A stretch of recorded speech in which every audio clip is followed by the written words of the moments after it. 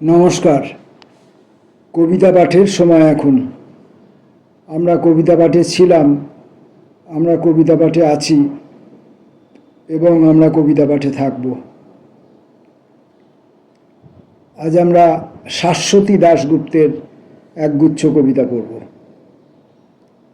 কবিতার আশ্রয়। হঠাৎ এমন একটা সময় আসে যখন বর্ষা নামে, সীমাহীন ঘন বর্ষা। অনুভবে অনুমেয় হয়, মেঘের মতো ভাসছে একনিষ্ঠ অক্ষর, সবাক অথবা নির্বাক।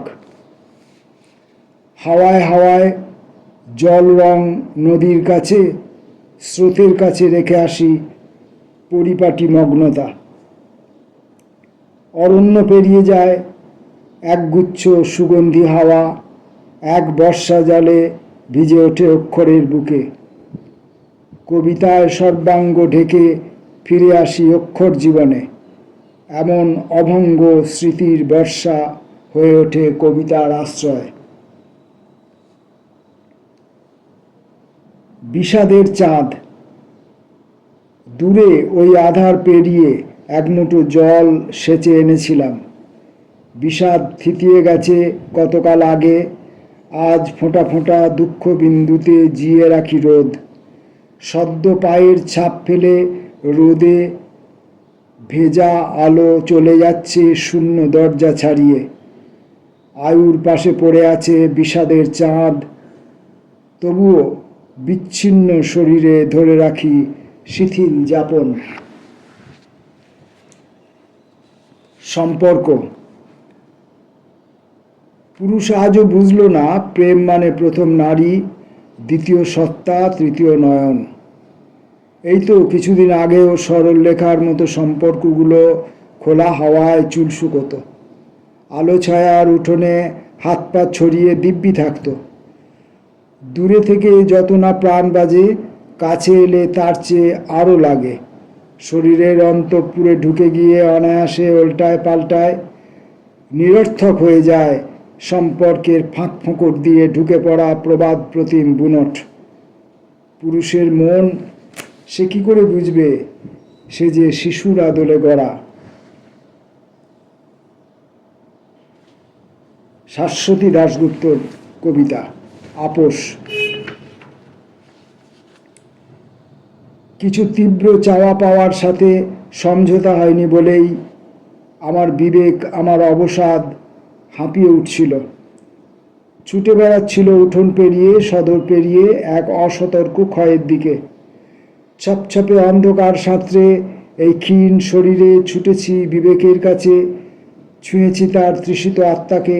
দেখেছি আমার অবসাদ স্থবিরের মতো দাঁড়িয়ে আছে একটা অবলম্বিত খুঁটির গায়ে।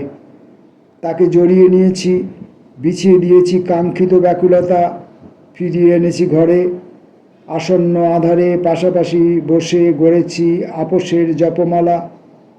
আমরা এত কাছাকাছি, তবু স্পর্শ না পেলে বড় অচেনা মনে হয়।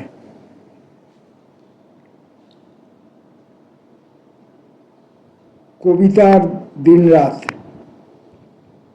আজ বসত ঘরের দেওয়াল জুড়ে ডানা মেলা এক ঝাঁক রোদ, পাখিদের উড়াল, ফেনা ঢেউ, আঁকা বাঁকা উড়াল পথ। রোদের ভিতরে বাহিরে ইতস্তত ছড়িয়ে আছে কবিতার আলোত আসর। আষাঢ়ের দুপুরে খানিক চলকে পড়া রোদকে বলি কিছু সাজানো অক্ষর কুড়িয়ে আনতে। হবে রোদ বর্ষার উৎসব যাপন। রোদের আকাশ ছুঁয়ে বলি সারাদিন হোক আষাঢ়ের সজল দিবস। জলকণারা ঘিরে থাক নির্বান্ধব হাওয়ার আসা যাওয়ায়। কবিতা লেখা হোক মুঠো ভরা বৃষ্টি জলে। শিকড় গভীরে আসুক উত্তরল হওয়া রাত, যেখানে কবিতার নদী বয়ে যায় তরল অন্ধকারে। ঘর ছাড়ানো পথের বাঁধনে তখন কবিতাকে আশ্চর্য নিরাপদ মনে হয়।